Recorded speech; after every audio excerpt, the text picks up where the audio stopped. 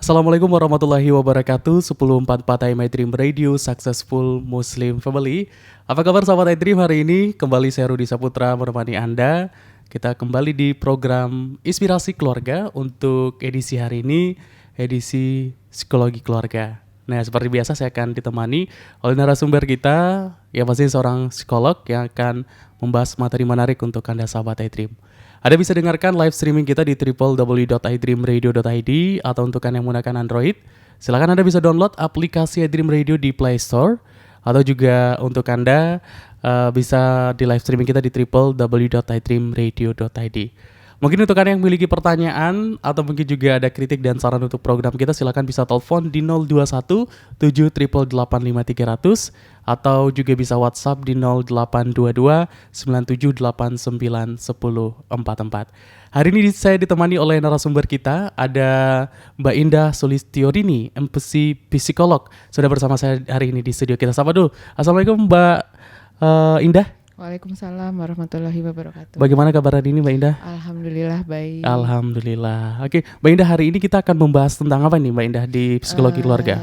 Insyaallah hari ini kita akan membahas tentang fenomena baby blues ya, pada ibu-ibu yang baru melahirkan, atau kita bisa sebutnya postpartum ya, kondisi pasca melahirkan. Ya. Oke. Nah berarti ini untuk ibu-ibu ya yang habis melahirkan ya? Iya betul. Meskipun tidak tertutup, justru yang harus banyak mengetahui adalah keluarga, termasuk suami, kemudian juga mungkin support system ya yang ada di sekeliling ibu, seperti mungkin orang tua juga, anak-anak juga, dan yang pasti yang paling penting adalah bapak ya, atau maksudnya suami dari ibu yang melahirkan sangat memiliki peran yang penting untuk membantu ibu-ibu yang baru melahirkan. Oke, berarti juga bukan hanya fokus kepada ibunya, tapi juga orang-orang yang berada di sekitar ya. Betul. Yang nantinya juga membantu seorang ibu ketika menghadapi baby blues. Dan kalau boleh tahu nih Mbak Indah, kan masih banyak ini orang yang awam atau belum tahu dengan, atau mungkin baru dengar baby blues ya. Nah apa ini sebenarnya baby blues ini Mbak Indah? Jadi kalau kita sebagai ibu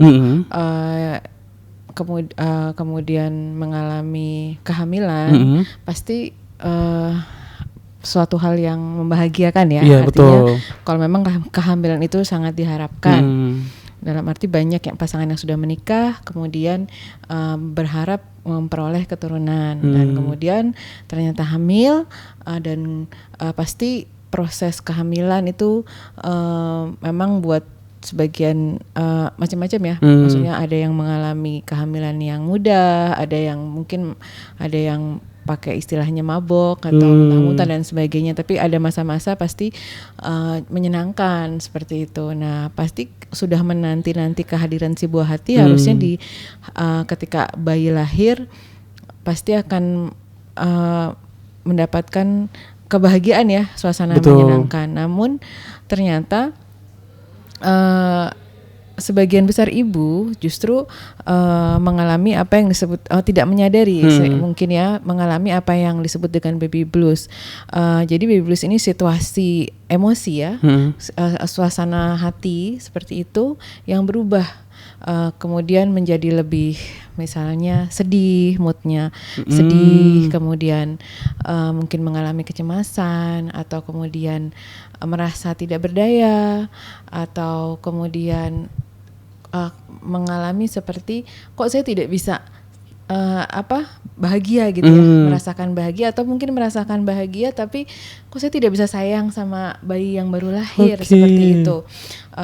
Nah itu mungkin buat sebagian orang tidak menyadari, dalam arti kelihatannya sih senang-senang aja, bahagia, tapi ada masa-masa pasca melahirkan ada suasana hati yang tidak disadari berubah, tapi dirasakan seperti itu. Nah itu sebenarnya wajar sih Mas, wajar dalam arti hampir sebagian besar, bahkan sampai sampai 80% ibu tuh bisa mengalami hal seperti itu, yang artinya bukan suatu hal yang menakutkan ya, tapi Bukan hal yang tabu ya Mbak ya? bukan yang tabu, tapi seringkali tidak diakui. Oke. Tidak diakui, artinya mungkin ada juga kelelahan karena proses melahirkan sendiri bisa jadi suatu hal yang berat ya, baik itu yang lahir secara normal maupun yang lahir melalui proses sesar. Dua-duanya pasti membutuhkan atau melalui proses yang ada yang bilang traumatik, misalnya mengalami sakit yang luar biasa hebat, atau pasca operasi juga masih merasakan rasa sakit, ada perubahan dalam kondisi tubuh sehingga juga dirasakan sangat melelahkan dan lain sebagainya. Namun memang kehadiran bayi itu pasti membahagiakan. Iya, pasti. Pada awal-awal membahagiakan, alhamdulillah sudah keluar. Namun beberapa saat kemudian mungkin tidak disadari ada perasaan atau suasana hati ya, atau mood atau emosi yang kemudian menuju ke arah depresi gitu, seperti sedih atau tidak bisa merasakan kebahagiaan, bahkan mungkin kok jadi nggak ngerasa ini bayi siapa ya gitu, artinya dia merasakan tuh sebagai orang yang aneh atau sesuatu yang aneh gitu ya, atau bisa juga jadi beban. Nah, tapi kalau itu dirasakan dalam rentang waktu yang pendek itu sebenarnya nggak apa-apa, wajar aja. Nah, memang kenapa jadi sangat penting untuk orang-orang di sekitarnya bisa memberikan dukungan, karena diharapkan kondisi ini tidak berkelanjutan. Jadi walaupun tidak semua ibu akan mengalami, namun sebagian besar ibu mengalami, jadi itu wajar ya, kita anggap sebagai wajar dulu. Namun setelah itu biasanya seiring dengan kehadiran bayi, kemudian perubahan suasana hati, kemudian akan lebih berubah menjadi lebih baik, mungkin setelah pulang dari rumah sakit atau keluar dari rumah bidan, di tempat melahirkan ataupun di rumah, semua sudah kembali seperti biasa. Bisa jadi suasana kembali seperti biasa ya, dalam arti suasana hati menjadi normal. Tapi ada juga yang kemudian berkelanjutan. Berkelanjutan bila sudah masuk sampai lebih dari sebulan, bahkan ada literatur yang menyebutkan 2 minggu masih merasakan hal yang sama. Nah, ini yang harus diwaspadai. Berarti bisa dibilang kalau baby blues ini adalah gangguan emosi atau mungkin depresi pasca melahirkan, tapi kita bilangnya baby blues karena depresi seringkali diidentikan sebagai hal yang negatif ya, atau gangguan. Padahal mungkin ini jadi untuk sebagian besar ibu melahirkan itu wajar. Jadi ketika ibu sedang hamil, itu yang namanya hormon-hormon itu sedang tinggi-tingginya sepanjang hidup. Hormon-hormon itu sedang berfungsi secara maksimal, sedang tinggi-tingginya, dan kemudian baik itu estrogen maupun testosteron ya. Nah, tapi begitu melahirkan, seiring dengan plasenta keluar dan semua yang menyertai itu bayi keluar dari tubuh ibu, maka kemudian drop dengan sangat cepat. Nah, hal tersebut yang merupakan salah satu penyebab kenapa adanya perubahan suasana hati, karena pastinya hormon itu sangat terkait dengan masalah emosi. Seperti itu. Jadi makanya seperti yang saya sudah bilang, sebenarnya itu wajar-wajar aja untuk ketika di awal-awal pasca melahirkan. Namun bila berlanjut, kemudian ibu sendiri mengalami terus-menerus, nah itu yang harus diwaspadai. Karena bisa mengganggu kualitas hubungan ibu dengan bayi, dan kemudian bagaimana kesehatan mental ibu itu sendiri, karena dia sendiri masih membutuhkan waktu untuk memulihkan dirinya ya, karena itu kan melahirkan itu sangat melelahkan. Kemudian apalagi bayi juga dia baru proses mengenal dunia dan lingkungannya, sehingga juga jam tidurnya masih belum seperti normal pada umumnya, yang siang jadi malam, malam jadi siang. Dan kemudian juga ketika dia harus menyusui ya, menyusui bayinya, karena memang pada saat itu bayi 100% tergantung makanannya dari ibunya. Ya kan, karena ASI eksklusif ya, diharapkan bisa mendapatkan ASI eksklusif. Tentunya itu suatu tuntutan tersendiri, walaupun mungkin ibu sih ikhlas-ikhlas aja ya, tapi artinya ASI itu juga untuk bisa memberikan menyediakan supaya bisa optimal kan ibu juga harus ada ikhtiar, seperti dia juga harus makan, asupan gizi yang baik, kemudian istirahat. Dia intinya ya ibu juga masih dalam proses menyesuaikan diri dengan perubahan yang terjadi pasca melahirkan. Oke. Ya. Nah ini kan berarti tadi tidak semua ibu Betul. yang akan mengalami baby blues ketika pasca melahirkan. Tapi sebenarnya apa sih yang menyebabkan penyebab aja apa yang menjadi faktor seseorang ibu tuh mengalami baby blues? Iya. Jadi seperti yang tadi saya sudah bilang, salah satunya adalah masalah hormonal. Jadi hormon itu salah satu yang juga sangat terkait dengan faktor emosi ya, fungsi emosi di dalam diri seseorang, sehingga ketika itu tadi keluar semua yang menyertai bayi seperti plasenta dan lain sebagainya, maka hormon pun akan turun gitu. Artinya tidak ada lagi yang berkembang di dalam tubuh atau dalam rahim si ibu, dan ketika terjadi secara cepat, artinya suasana hati pun bisa berubah.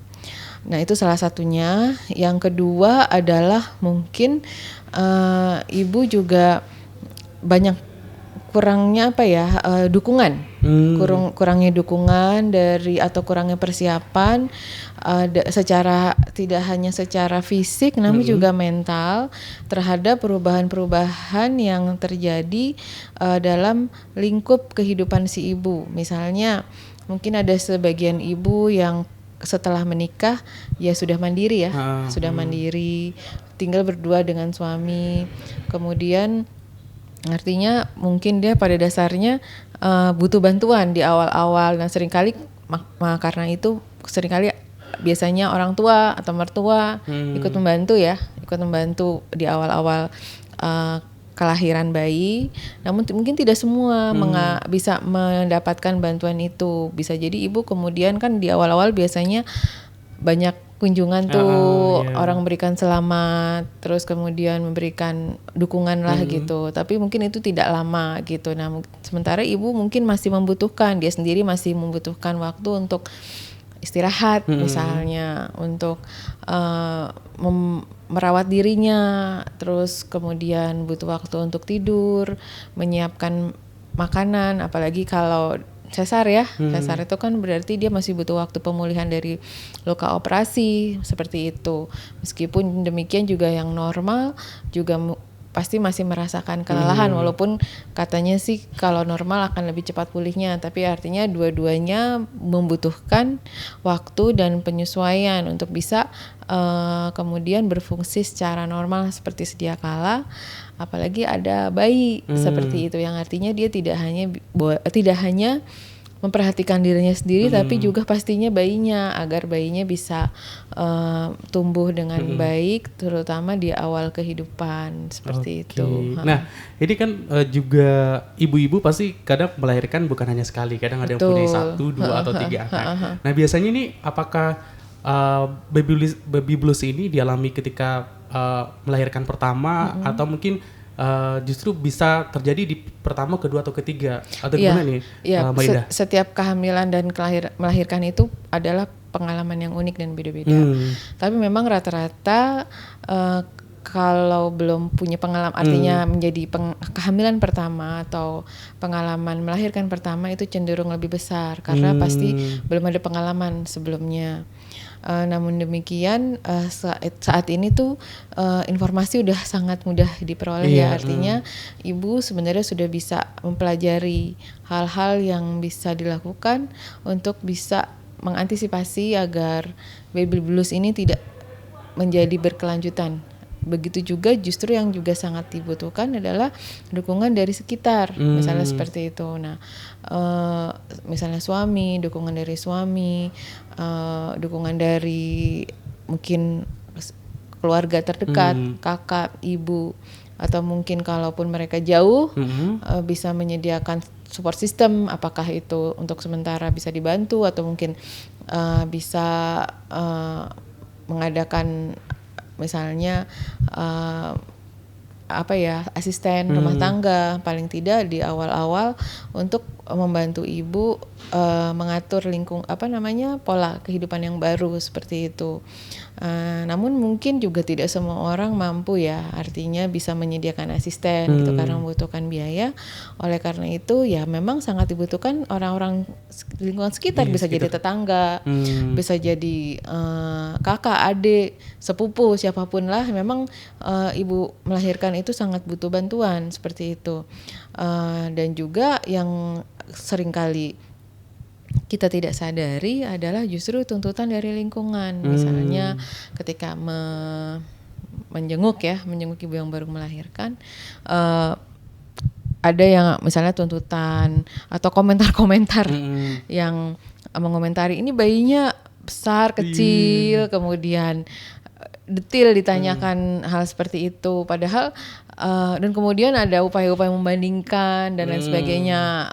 Kalimat-kalimat yang mungkin bisa jadi tanpa disadari walaupun tidak bermaksud mengecilkan atau memberikan penilaian negatif seperti itu. Ada juga yang menuntut supaya si ibu melakukan ritual-ritual yang dulu dilakukan, misalnya harus minum jamu, harus pakai ini pakai itu, atau misalnya tubuh ibu yang berubah dengan adanya kehamilan, pasti kan istilahnya tidak seperti sebelum hamil gitu, membesar seperti itu. Kemudian ada semacam tuntutan bahwa harus pakai ini itu supaya bisa kembali. Mungkin memang sebenarnya ibu juga udah tahu sih harus melakukan apa, tapi komentar-komentar tuntutan itu sepertinya menjadi beban tambahan buat si ibu, sementara dia sendiri masih butuh waktu gitu untuk bisa menyesuaikan diri.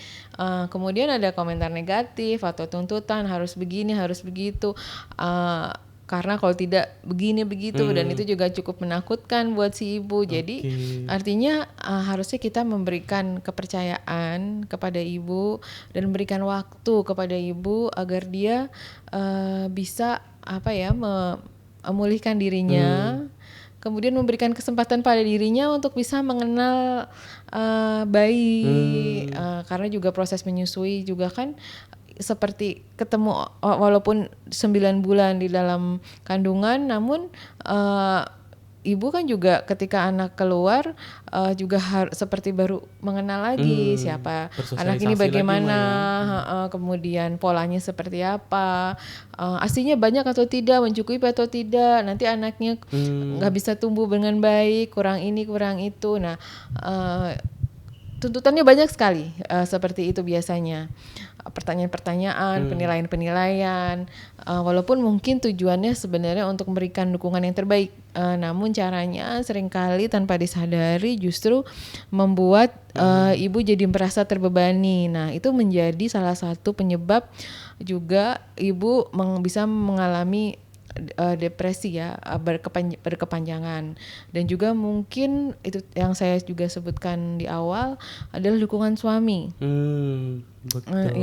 Berarti bisa dibilang orang-orang sekitar ya. Betul. Orang-orang yang sekitar seharusnya membantu ibu untuk keluar dari baby blues, ternyata malah menambah beban kepanikan atau beban depresi bagi ibu itu sendiri. Iya, jadi sebaiknya di awal memberikan dukungan dan kalimat-kalimat yang positif.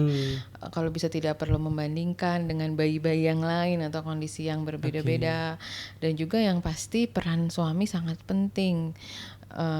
Ya mungkin ketika istri baru melahirkan, kita dulu aja Mbak. Tadi peran suami seperti apa? Nanti kita setelah ini ya. Untuk sahabat Edinim di rumah, bagaimana lingkungan atau orang sekitar dan juga peran suami terutama agar ibu-ibu ini bisa menghadapi masa baby bluesnya dengan baik dan bisa segera mengakhiri masa baby blues. Kita tetap di sini di Inspirasi Keluarga bersama Mbak Indah, tetap di 1044 My Dream Radio, Successful Muslim Family.